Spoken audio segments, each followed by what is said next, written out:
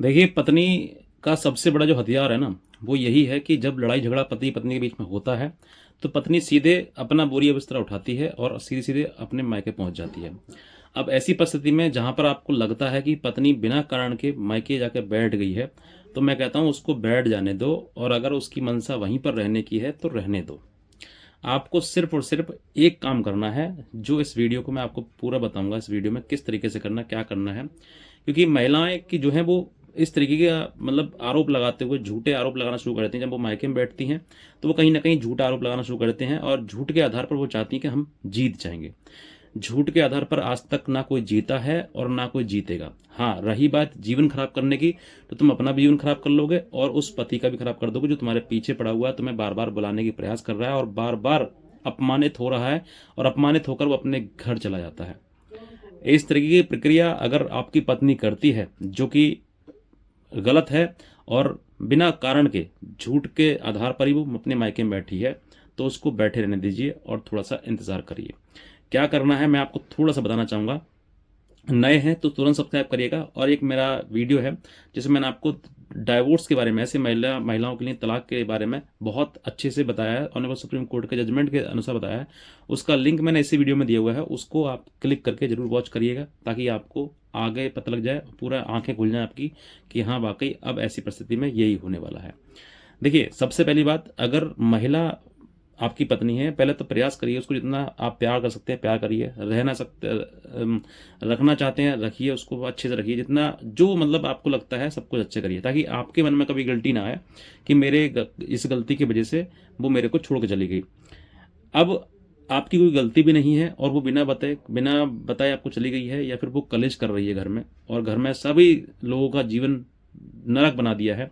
जिस शादी से पहले सब कुछ अच्छा जीवन चल रहा था, लेकिन शादी के बाद जैसे ही हुआ वैसे ही वो लोग जो है अब जो है वो सब के सब दबाव में आ गए हैं, प्रेशर में आ गए हैं, और कहीं ना कहीं टेंशन का जीवन व्यतीत कर रहे हैं। तो ऐसी महिला अगर आपको छोड़कर जाना चाहती है, वो अपने मायके रहना चाहती है, तो उसको जाने दो। तुम उसके पीछे पड़ोगे ना, तो तुम्हारे घर पर रहकर कुछ और कांड कर लेगी, और फिर तुम इतना परेशान हो जाओगे कि कोर्ट कचहरी तो छोड़ो, छूटने तक के लाले पड़ जाएंगे, आप छूट भी नहीं पाओगे। अब ये है मतलब दुरुपयोग, कानून का दुरुपयोग जो महिलाएं करती हैं, सिर्फ उनके लिए, जो झूठ बोल के मुकदमा डालती हैं उनके लिए बात कर रहा हूँ मैं, सभी के लिए नहीं है। सभी अगर इस धरती पे ऐसे हो गए तो फिर धरती चल नहीं पाएगी। अब देखिए, जो महिला आपको चली गई और आपने प्रयास किया उसको बुलाने का, आपने बहुत प्रयास किया, आप हर प्रयास में असफल रहे, विफल हो गए, और अब जो है वो मायके में रह रही है, तो मायके में वो 1 महीने 2 महीने 3 महीने रहेगी, मैक्स टू मैक्स साल भर रह लेगी।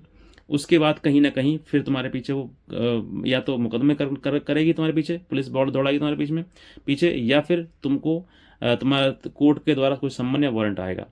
जैसे ही कोई सम्मन या वारंट आता है, तो आप समझ लीजिए कि उसकी मंशा आपके साथ रहने की अब नहीं है। वो हालांकि मुंह से यही कहेगी कि मैं रहूंगी तुम्हारे साथ में, मैं रहना चाहती हूँ, लेकिन जो महिला रहना चाहती है वो कभी कोर्ट कचहरी के चक्कर नहीं लगाएगी, वो कभी दरवाजा नहीं खटखटाएगी। दरवाजा सिर्फ एक ही है उसके लिए, और वो है पति का घर के दरवाजा। और अगर उसने कोई अन्य कोर्ट के दरवाजे खटखटाने शुरू कर दिए उसकी गलती होने के बावजूद भी, तो आप ये समझ लीजिए कि ये महिला नहीं सुधरेगी, और ये सिर्फ और सिर्फ मुकदमे ही चलाएगी, और मुकदमे के द्वारा ही प्रेशर करके तुमको डिप्रेस करके और अपनी मनमानी करवानी चाहेगी। और हो सकता है कि इस पैसे के इन मुकदमों के पीछे कहीं ना कहीं आपको एक संदेश भी आता हो कि भाई पैसा दे दो इतना, ये मैटर सॉल्व हो जाएगा। तो ना ही तो आपको पैसा देने हैं, और ना ही मुकदमों से डरना है, और ना ही अपना जीवन त्यागना है। बहुत ज़्यादा मेरे सामने वीडियोस आती हैं कि सर मेरे तो मरने का मन है, बहुत सारे मर भी गए हैं, ख़त्म भी हो गए हैं इस चीज़ के लिए लेकर। आप सोच कर देखिए, कुछ पत्नियां मार देती हैं तो कुछ बेचारे सुसाइड करके मर रहे हैं, पत्नी की जो प्रताड़ना है उसके अनुसार। लेकिन कहीं ना कहीं अगर ऐसी परिस्थिति आपके सामने आ रही है कि भाई अब मरना ही है, मुझे नहीं रहा, तो आप लड़ने की सोचिए, मरने की नहीं। क्योंकि मरोगे तो इससे तुम्हारा कोई भी फायदा नहीं होने वाला है, सिर्फ और सिर्फ उस महिला की फायदा होगा, जो महिला तुम सच में छोड़ चली गई है। वही कहेगी भाई पिंड छूट गया, वही बढ़िया रहे, मर गया, सही खत्म हो गया। लेकिन उसको दूसरा पति मिल जाएगा, लेकिन तुम्हारी माँ, तुम्हारे भाई, तुम्हारे बहन, उनको दूसरा कोई नहीं मिल पाएगा। आप इस बात को दिमाग में डाल लीजिए और समझ लीजिए। अब बात करते हैं कि अगर ऐसी पत्नी है जिससे आप बहुत ज़्यादा परेशान हो गए हैं, और आपके मन में आत्महत्या से करने जैसे ख्याल आ रहे हैं, मैं उन्हीं के लिए बता रहा हूँ जो ख्याल उनके मन में आते हैं, तो आप उस व्यक्ति से लड़ने के लिए तरीके ढूंढिए। एक अच्छा वकील पकड़िए जो आपको मेंटली पीस दे सके, मेंटली राहत दे सके और आपको लड़ने में समर्थन कर सके, क्योंकि कहीं ना कहीं आप सही हैं और वो महिला गलत है। दूसरा, जब लड़ते लड़ते समय बीत जाए और लगे कि हाँ ये महिला जो है अति कर दी इसने, तो फिर आप तलाक का मुकदमा डालिए। थोड़ा समय बीतने के बाद कह रहा हूँ मैं आपको, ऐसा नहीं है कि एकदम से फटाफट डाल दो, नहीं, थोड़ा समय बीतने के बाद, जब बहुत ज़्यादा अति हो जाए, थोड़ा सा प्रेशर भी झेलना चाहिए ना। तो जितना, जब आपके सामने ऐसी परिस्थिति आ जाएगी तब आप जो है मुकदमा डालिए। और मुकदमे का जो ग्राउंड है, क्रूअल्टी, डिसर्शन और तीसरा इरिटेबल ब्रेकडाउन ऑफ मैरिज, इन तीनों को ग्राउंड बनाकर चलिए।